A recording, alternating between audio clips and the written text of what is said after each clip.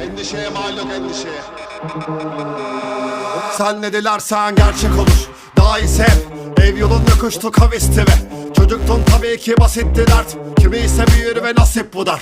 Bu dünya senin çek, herkese res çekil, her şeye gidersen teklemeden. Düşlerin yakmışken herkese ye, yine kapşonu çek ve sağ solu kes. Şartlar sana hayatı tonlar, seni bunlara zorlar. Bir kaçış yolun olmaz, sağ solu kes sonra. Paranoyaların